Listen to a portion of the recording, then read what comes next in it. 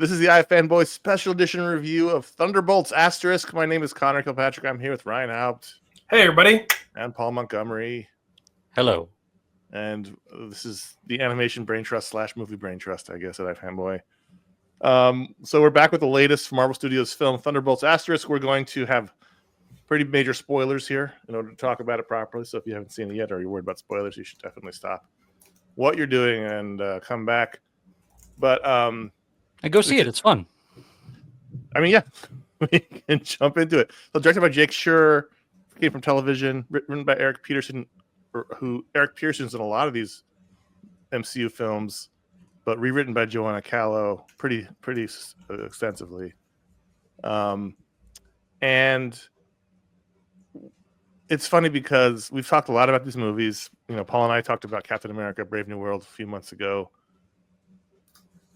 I feel like ever since Endgame, Marvel's been flailing to have an identity. You know, it had an identity between Iron Man and Endgame. I think that's a fair thing to say. And there's been bright spots for sure. I mean, I loved the Spider-Man films. I really loved Black Widow. I might be alone in that, but I really did love Black Widow. I like Black Widow. For the most part, though, I feel like everything else is either forgettable to bad. And a lot of the TV shows have been forgettable to bad. But this was the first time when I left the theater, I was like, all right. That felt like old Marvel. This feels like something. And if FF is good, we might be on a roll here. I really felt really happy leaving the theater watching. I really enjoyed watching this movie. Ryan, what's your, if there is, what's a standout film since Endgame for you? That's a tough question. I mean, I liked the second season. I liked the Loki series. Does that count? I think that's pretty inventive and fresh. That was good. I like that. I really like Guardians of the Galaxy Volume 3. Yeah, I just felt like the Guardians of the Galaxy Season 3 was like, if you like pets, I'm gonna punch you in your heart. And I love pets. Yeah, I know, but that made it less. It made it impactful for me, but maybe not super enjoyable. Okay, that's fair. So, it's funny because this reads a lot like a Black Widow sequel. Mm-hmm. With a couple of other characters thrown in, and apparently the original draft was more like a Black Widow sequel, and they had to redo that. But you know, you only really I feel like, and I could be wrong, you only really I think needed to see Black Widow to really get you know, where Yelena was, and I'm just going to call her Black Widow because that's basically who she is at this point, where she's coming from and her father. You know, Bucky, Ghost. I couldn't even remember what movie she came from until like the Quantumania. I was like, oh right, no, wasn't it? No, was it the Wasp one? Oh yes. Oh yeah, you're right. You're right. Ant-Man and the Wasp. It was the second one. Right. And then you know, U.S. Agent, whatever. His story is pretty well told in this film. Like if you've never seen him before, you pretty much understand who he is. But you really, I think, needed to see Black Widow to fully understand where Yelena is coming from, and she's the main character. And it basically should have been called Black Widow and the Thunderbolts, if we're being honest. But and we know as comic fans, this has nothing to do with the actual term Thunderbolts. The team in the comics was obviously, if you have not read them, was originally a group of supervillains pretending to be superheroes and who were unmasked at the end as being undercover. And then it became a series of books about supervillains trying to be redeemed, usually led by one hero, usually Hawkeye. Here it's just a bunch of characters we're going to take from a bunch of movies, put them together, and try to make something out of them. But the thing is, it really worked for me. I really liked it. I think they are so lucky they have Florence Pugh, who can sell anything. Yeah, absolutely. I think it's a huge part of it. Would you guys think overall? Connor and I were talking offline recently, and I mentioned that I'd watch. There was some found footage horror movie on Netflix that had Florence Pugh as part of the cast early. You know, this is 10 years ago, early in her career. I started watching it, and I was like, oh yeah, this person is acting circles around everyone else in this garbage found footage horror movie. I mean, I already knew who she was, so obviously I was somewhat, the pot was already sweetened somewhat, but it was still, I think she's incredible. Yeah, she's amazing in Midsommar. I really liked, what was it called? Lady Macbeth was really good. She's great in everything. She elevates anything that she's in. What are your thoughts? And I really like the Yelena character. Yeah. That was a real standout for me. So I kind of agree that, although I guess Black Widow didn't do great. Black Widow was weird because No, because Well, it came out. really- It was came yeah. out. high of the Yeah. pandemic. It came out, same day on Disney or whatever, on VOD or whatever it was. And yeah. Mhm. And it's weird. We finally get the Thunderbolts film after there have been 2 Suicide Squad movies, given how similar the concepts Mhm. are, having either reformed or anti-heroes at least Right. in a group.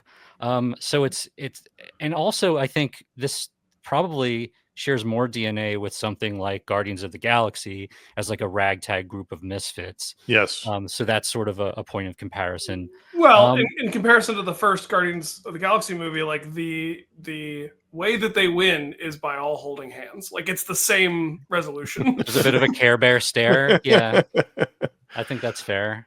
It's interesting that you mentioned the Suicide Squad. I was going to talk about this later, but we might as well talk about it now. Is that Marvel likes to play with the advertising to trick you, which I'm all for. I'm all for not giving away all of your secrets. And so on all of the posters, you can see here in the background, you see Taskmaster.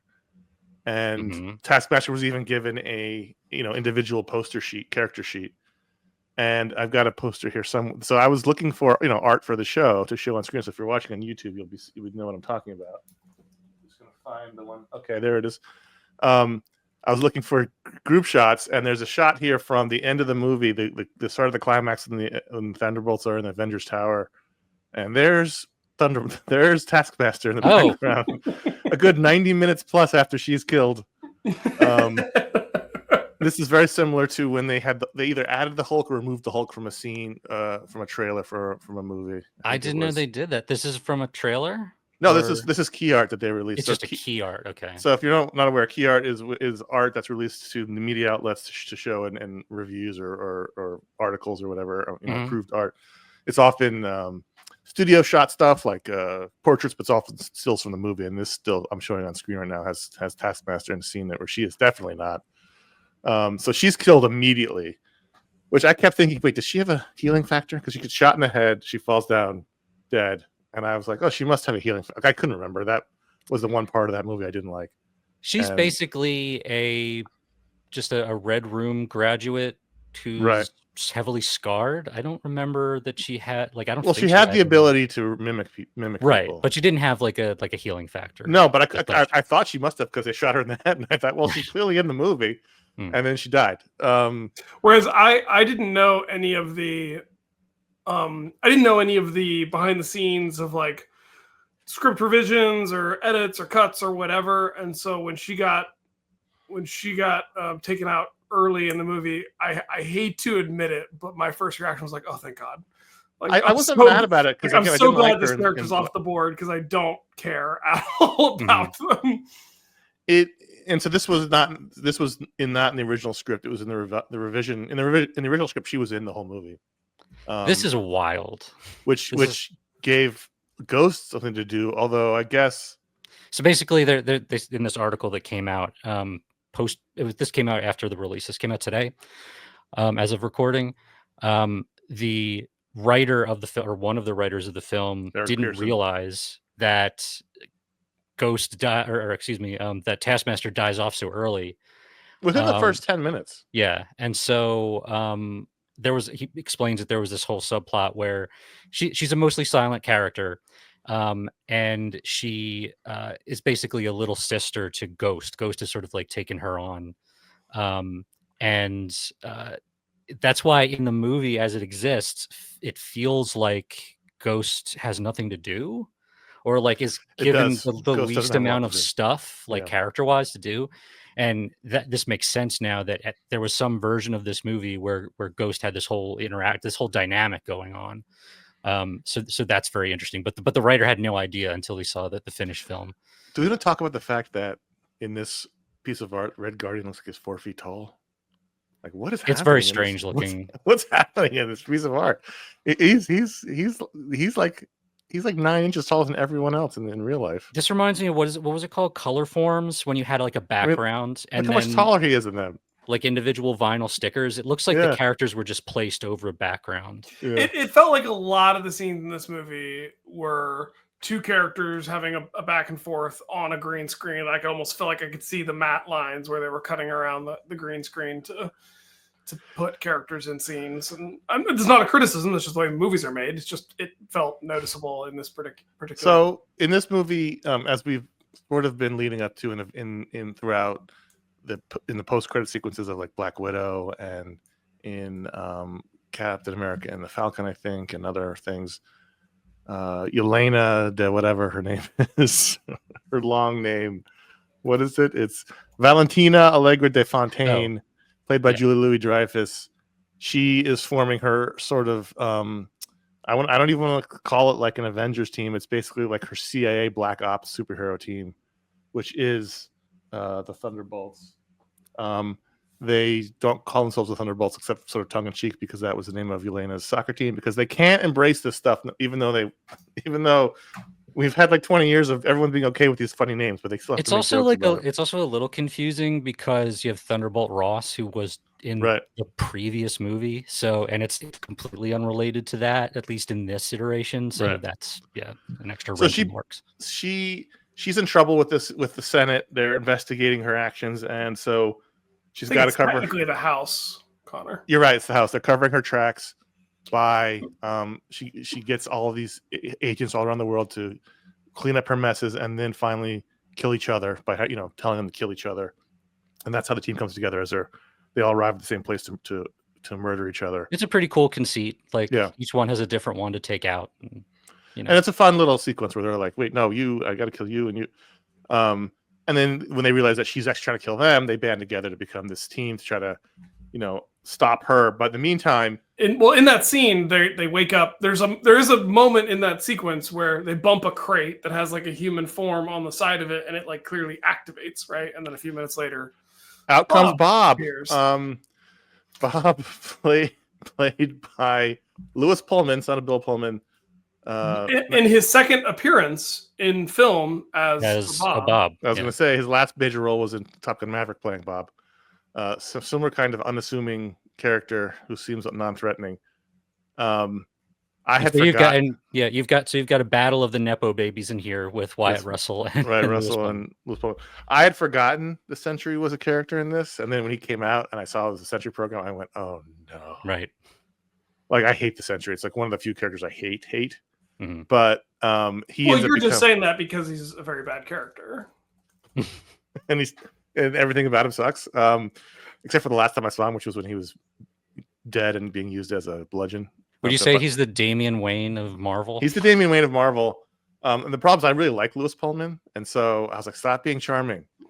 And then he becomes the ultimate big bad when he wakes up and he gets his powers and he gets this very comics accurate suit and gets overtaken by the Void. And I thought it was a very cool manifestation of the Void. Like when he was all in silhouetted black with the red eyes, it looks really cool, creepy.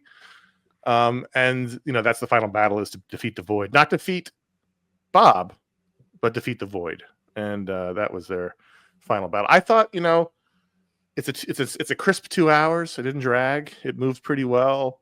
Everyone's really charming. Red Guardian's funny. When he comes and joins the group, there's a whole other layer of chaos.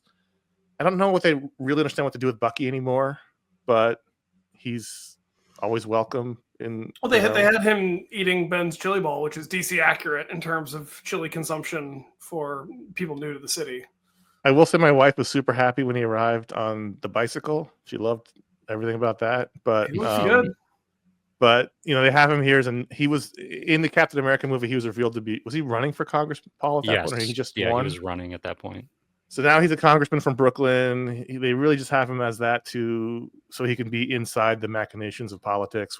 They don't really get it. Someone brought this up on the Discord today. I don't know that they really have gotten any juice out of that, because it was just these two movies where. Right. Which also, did that ever happen in the comics? No. That's a complete MCU invention. Yeah. It's a stretch, I think, for a former Russian assassin to get elected to Congress. And there's like video out there, right, of him killing people. I don't know. There's the whole thing about the Civil War was about him having murdered Howard Stark, and that was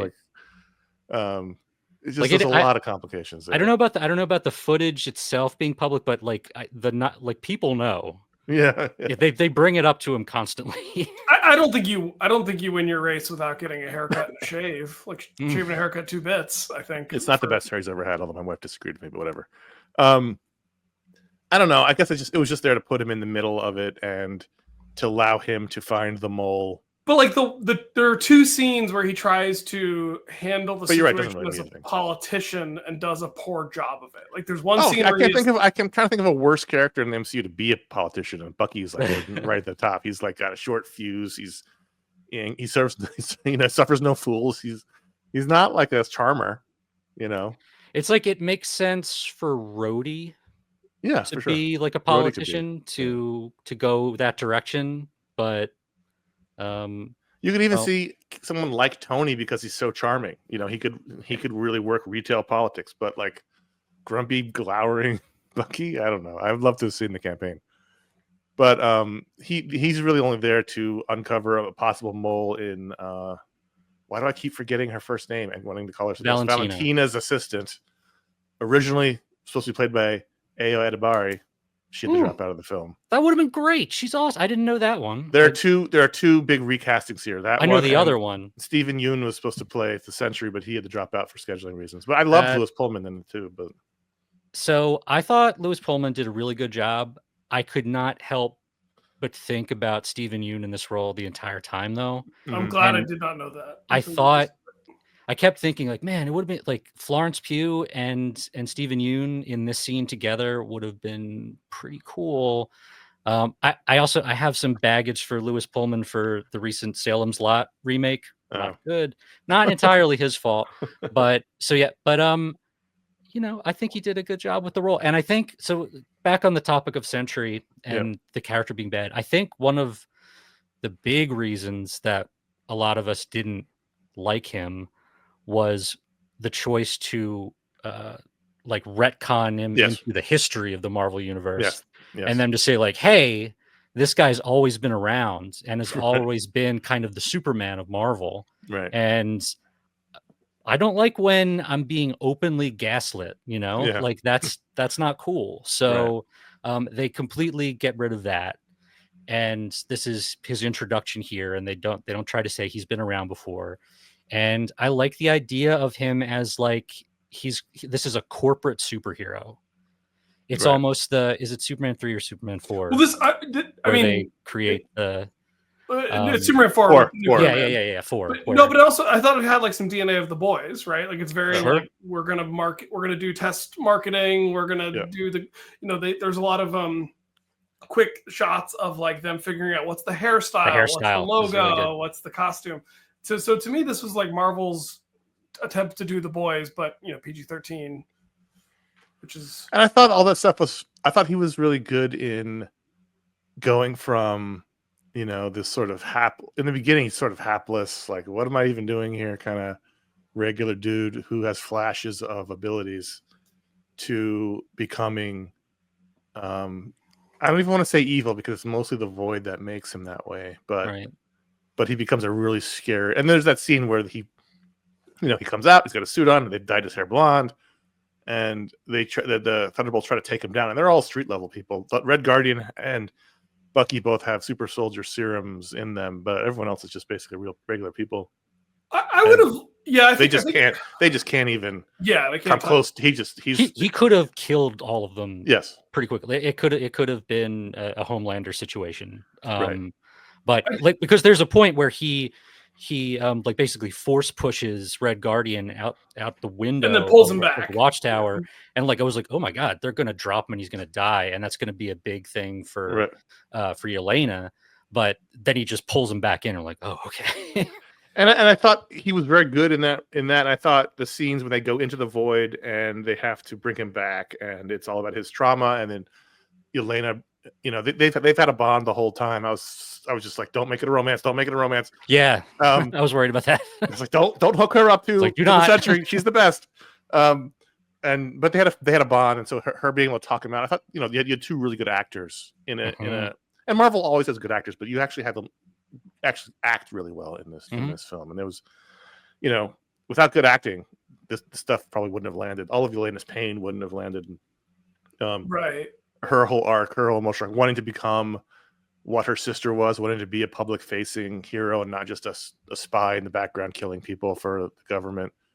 Well, I just liked all those arcs really well. Yeah, to go back a beat on what you're saying about Bob discovering his powers. I think the one piece that I would have liked to have seen is it would have been fun if after he defeats the Thunderbolts, there was a bit of a time gap where like he does become the hero of the people, the hero of Earth, the golden god, the power of a thousand suns. Like I thought there was a missed opportunity to show the rest of the world buying into Sentry as the hero of the people of their Superman, that version of the character. Like he essentially, other than fighting the Thunderbolts, who are the heroes of the movie, he does nothing heroic in his Sentry persona. Well, he's not in this film. He's not that character. He's not. I know. The hero of the I'm saying if there'd been a gap, if there'd been a time gap a little bit where Valentina was playing him, but showing if there was a sequence of him putting out the fire, rescuing the cat from the tree, that sort of stuff. Right.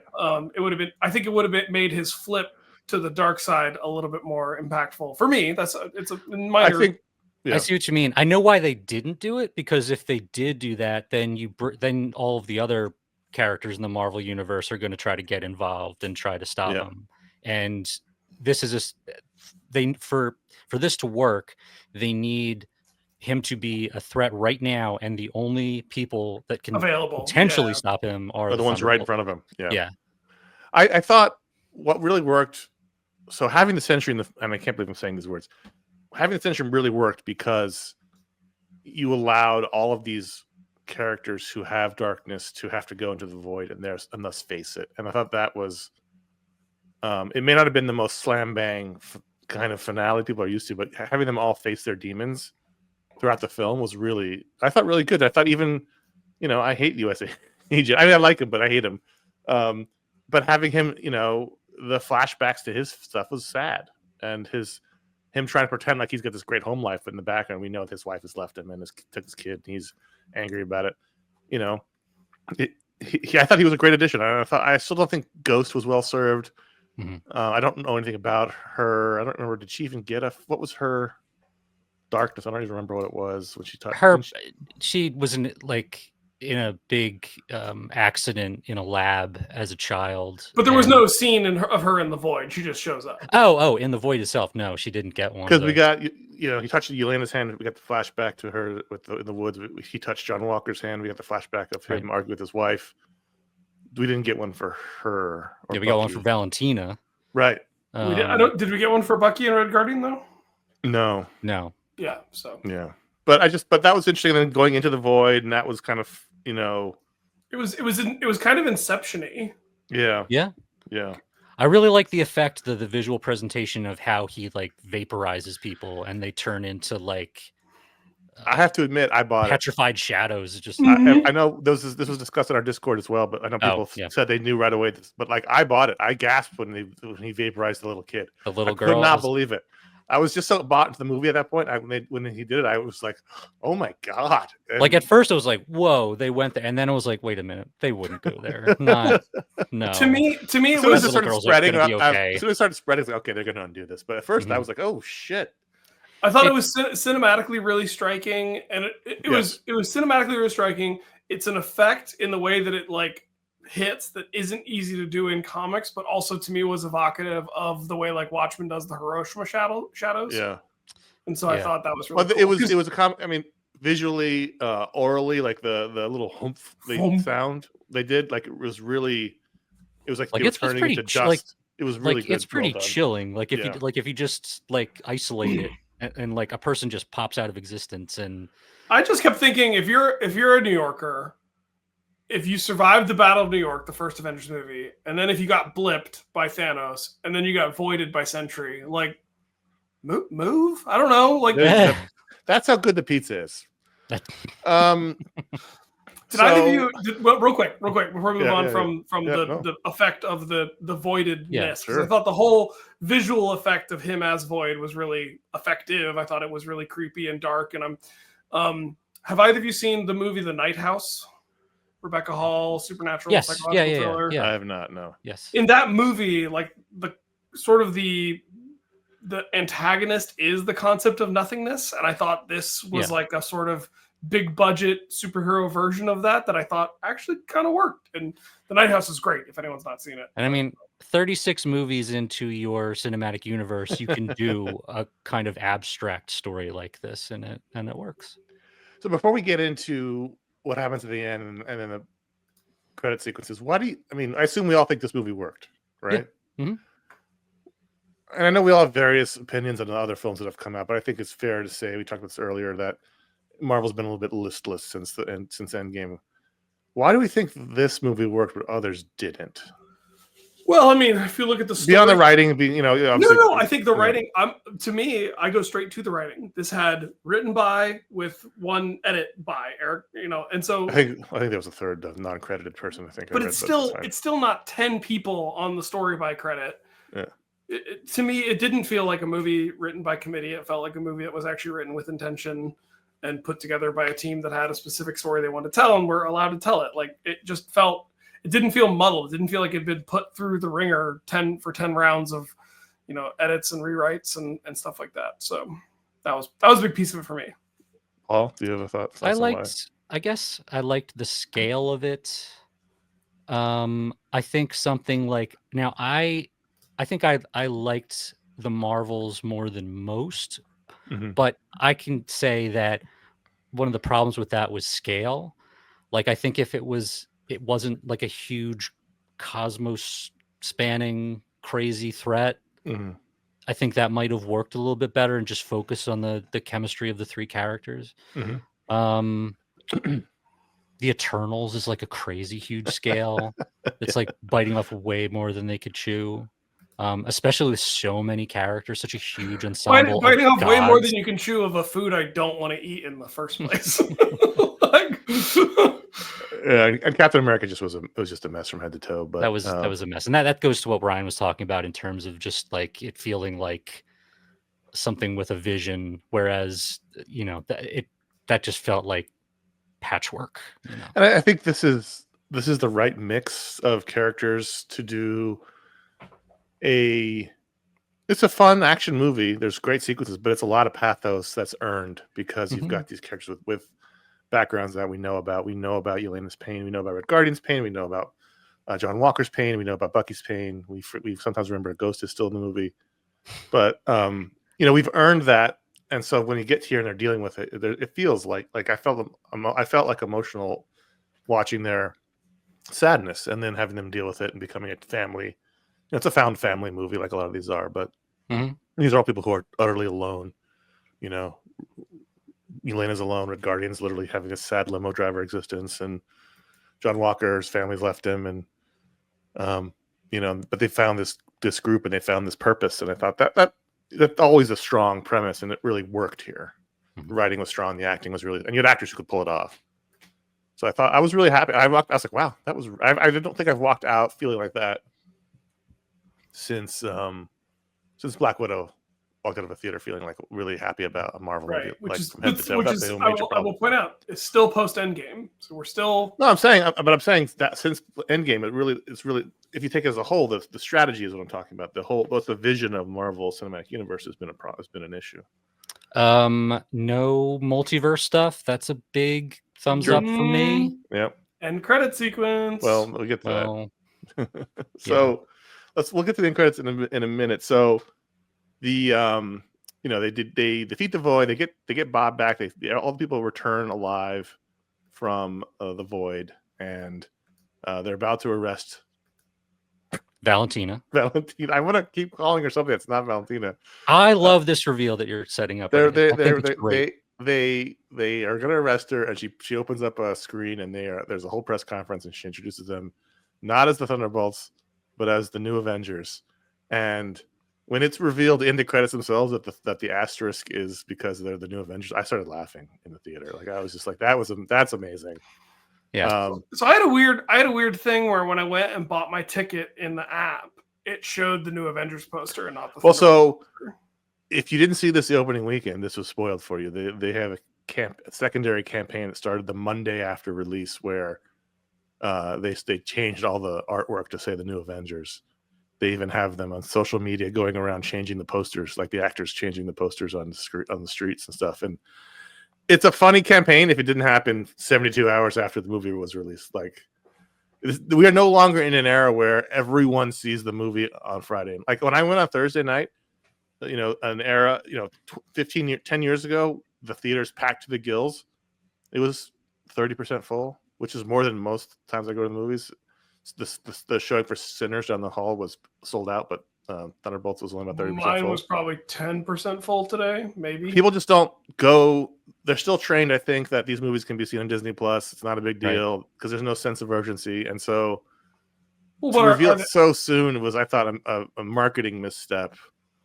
But in the theater itself, in the moment, I was delighted. I was laughing when they revealed the comic book logo for the New Avengers on the screen. I mean, the question is, are they wrong? Because it kind of isn't a big deal. Like, I didn't really care that I was spoiled. I was just like, oh, okay, I guess it's a new Avengers movie.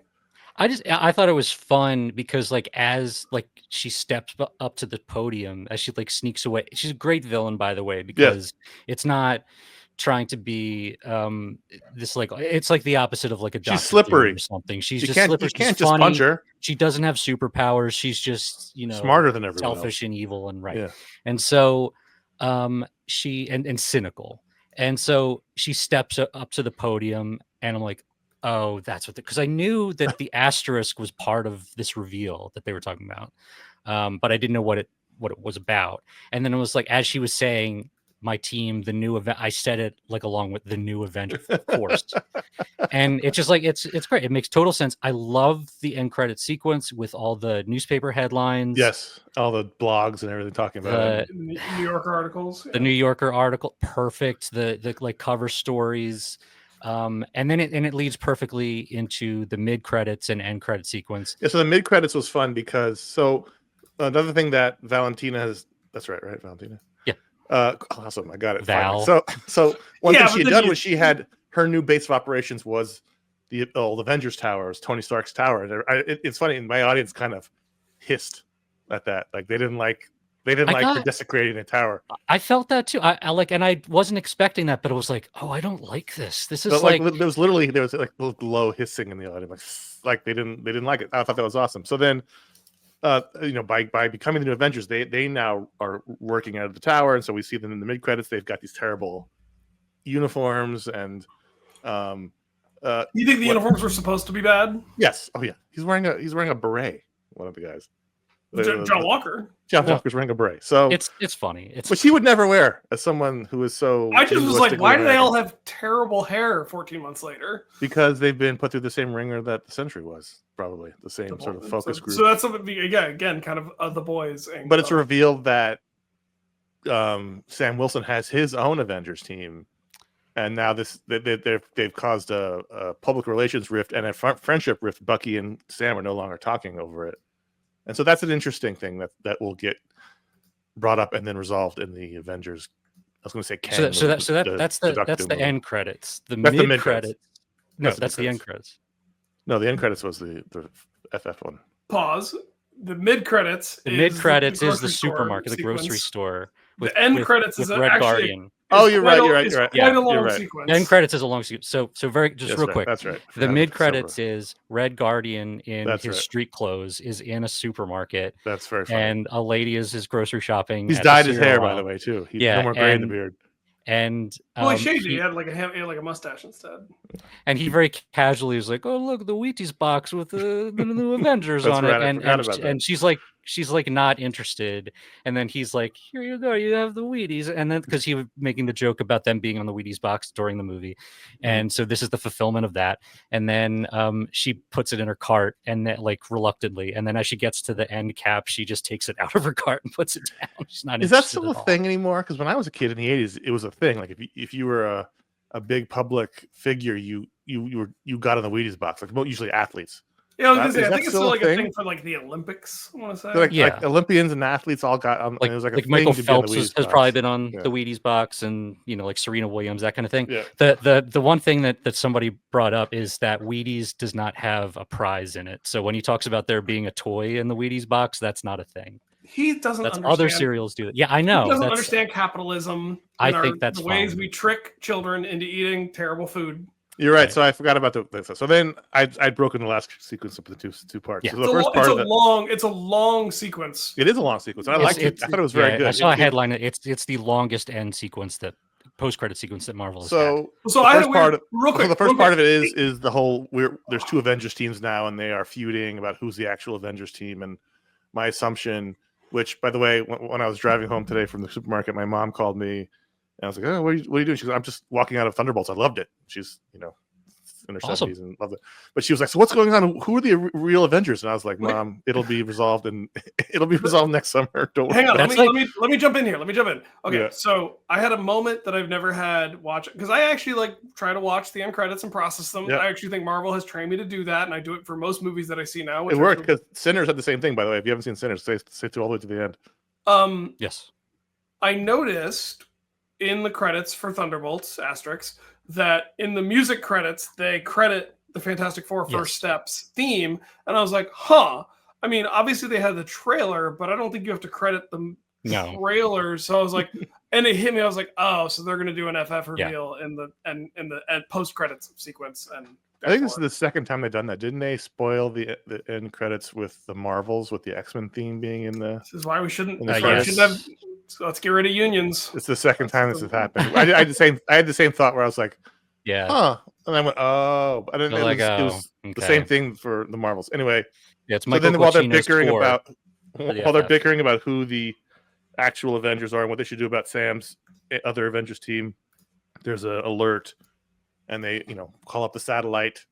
And there's a ship that's coming through the dimensional rift, and it's an FF. It's got the FF logo on. And it. they pull out their like Florence Pugh's got her iPad, and she's like she pulls it up and let's take a look at the satellite image, and then you see it's the retro looking rocket, and then it pivots a little, and you see the FF logo. You see pretty cool. I think you just see the number 4. Yeah, that's the logo. Is it right? Yeah, it's 4. You're right.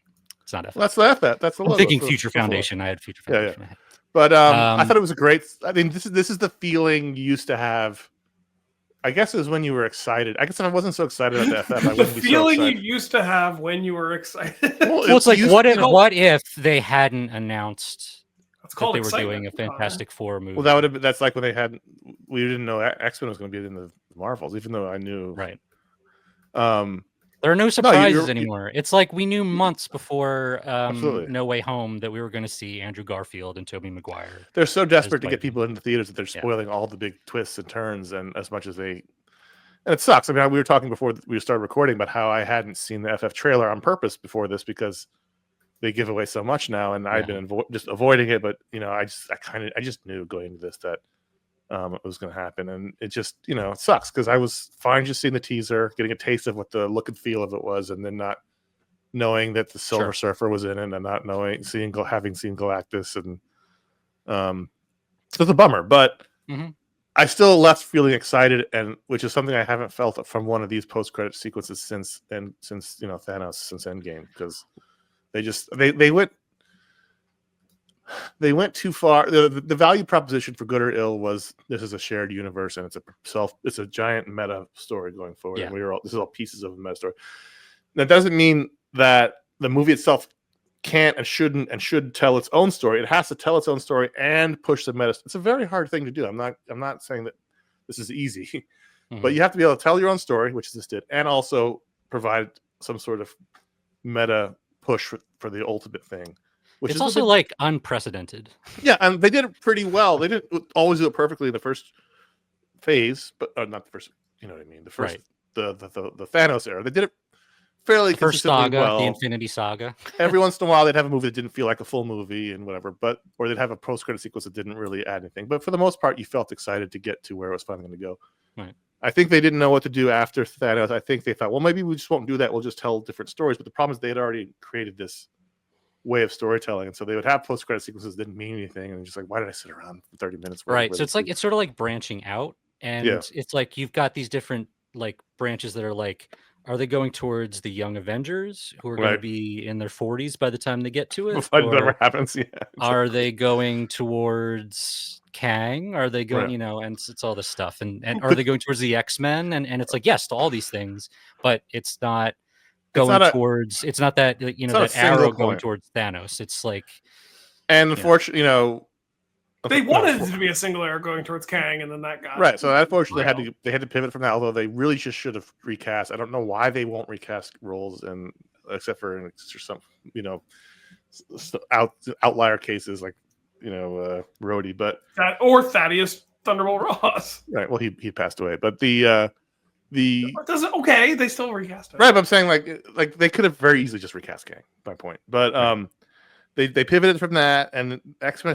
It just feels like they don't know what they're doing yet with X-Men. Right? Like I don't know that for sure, but it just feels like they haven't figured it out yet. So, FF it's like they're Doom, not quite ready to step off into the precipice of casting new young X-Men. They're still like these guys are still alive. Like, right? We're still seeing Kelsey Grammer and you know, and fine if we're gonna, which is kind of annoying. I know we do need to wrap up at some point, but. Who was on with me for the Deadpool show? I was. Not me. You know, we talked a lot about in the Deadpool Wolverine show about how it was a really nice fitting ending for that era of X-Men. Swan song. It was emotional. It was unexpectedly emotional. Like it really felt like a really beautifully encapsulated look at this era that was over, and now they're coming all back. It felt like prom. It felt like prom. They even played the Green Day song. It felt like the end of a chapter. And I also thought about that in terms of like it's another recent big superhero movie that's about the group of misfit losers coming together and finding their found family. Like in some ways it has some DNA shared with winning formula. Thunderbolts. No, I'm not saying this is a problem. I'm just saying they had wrapped up the Fox era, but now they're all coming back for this Doom film. So it's just like we had this wonderful tribute. They got the musical. It's like Return of the King keeps on ending. It's like they keep coming, and then it's like they got the montage, seeing him throughout the year. Like we got the whole ending on that movie, and then it was like, oh no, we're coming back again to fight Doom. So I just get the sense they don't know what they're doing with the X-Men yet. Let me ask you guys this question. Okay, you brought this up earlier. I've been thinking about this. Do you think it was wise to, off camera, have Sam Wilson be a guy who trademarks the Avengers name? I thought that was weird. I thought it was a little weird, but I went with it. Like that's like a heel move, right? And like, why are you doing that to the guy you're trying to position as Captain America, who I'm rooting for? It feels like that's a Valentina thing. It feels like Valentina would trademark the name of Avengers. But it doesn't reflect on her. It reflects badly on Sam. It makes Sam that's what I'm saying. petty. It feels like the move she would pull and not Sam. Right. Sam would be the one going, what do you mean you trademarked the Avengers? We're the Avengers. And I was like, that's a good joke. And it would even make sense for Sam back in his Falcon days. Like that he would maybe be that guy. But when he's trying to be Captain America, I'm rooting for the guys that are on screen right now. It's their movie. I'm not rooting for Sam. And so that makes, and because we were already kind of, you know, incredulous about it when at the end of Brave New Worlds, they were like, we're going to form the Avengers. Me and you, New Falcon, we're the Avengers now. And like, really?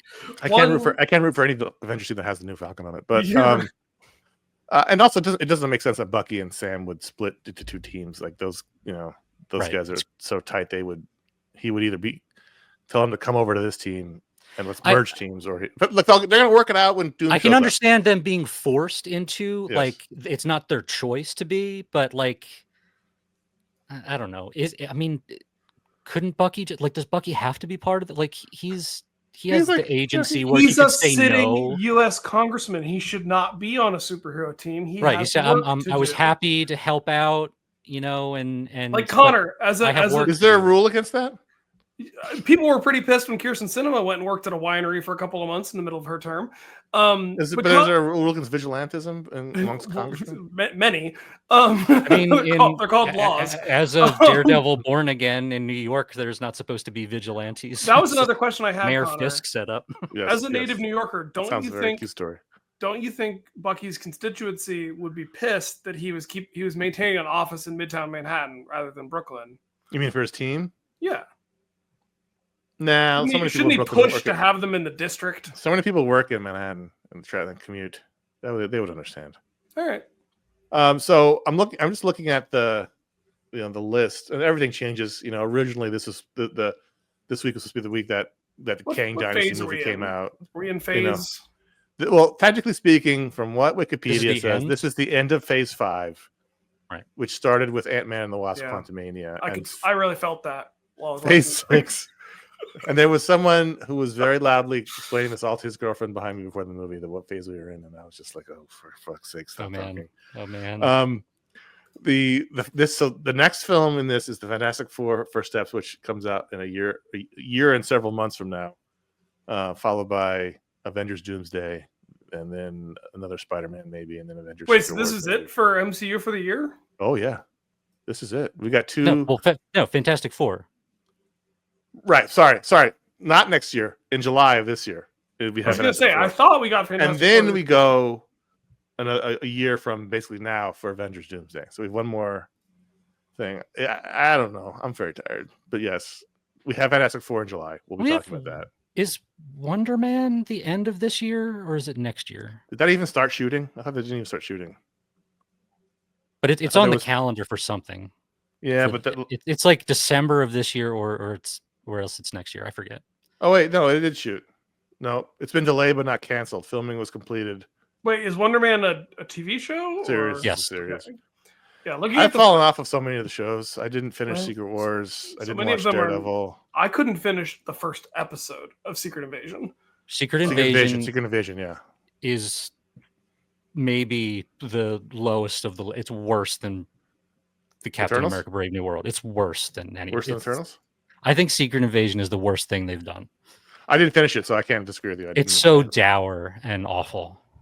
It looks like in terms of films for Phase 6, it's FF First Steps this July. Yeah. Avengers Doomsday a year from now and next May. Spider-Man Brand New Day in July of 2026. I know. Just telling you. I know. And then Avengers Secret War in May of 2027. Yeah, so right now there's like 2 films in the docket for next year. But like I said, again, originally Avengers, Kang, whatever, was supposed to be this week. It's crazy. So things change in this new world. But I think it's fair to say we're all excited about FF. Yeah. I was excited. That reminds me. The audience thing. There was a guy behind me. I don't know if he was explaining to his girlfriend or to his buddies, but during the trailer for Fantastic Four. And you see the female Silver Surfer. He shouts out, "Earth X, Earth X, Earth X." Jeez. Okay, cool. Listen, good for him. Yeah. All right. Well, this was fun.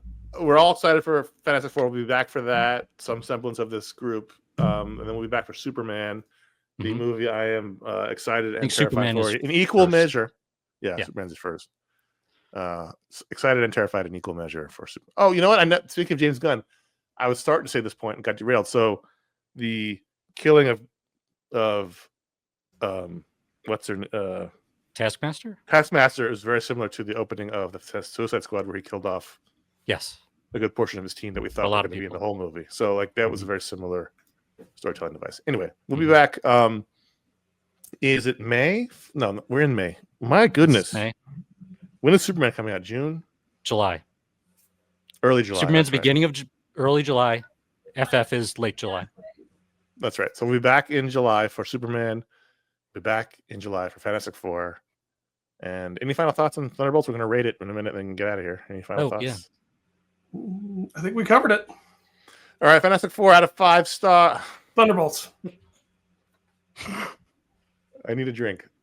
Somebody's excited for Fantastic Four. I am very excited for Fantastic Four. I am. I have a lot of thoughts just on the trailer, but I'm gonna save those for the movie. Ratings on Thunderbolts * the new Avengers. I'm gonna give it 3.75 out of 5. 3.5 for me. I'm gonna go 3.25. Those ratings sound Like it wasn't a great movie, but it's a really fun, good movie that I enjoyed seeing. I think Yeah, I think it's definitely worth seeing. Yeah, I think if you haven't seen it, it's clear people aren't really. I think it's just for the discussion in our iFanboy Discord. A lot of people weren't going to rush out, but I think you should see it. It's worthy of the theater. Hell of a lot better than Brave New World. It's the best Marvel movie since Black Widow, and that was 5 years ago. So check it out. Again, we'll be back for Superman. We'll be back for Fantastic Four, and until then, I'm Connor. I'm Ryan. Paul. Pew pew pew.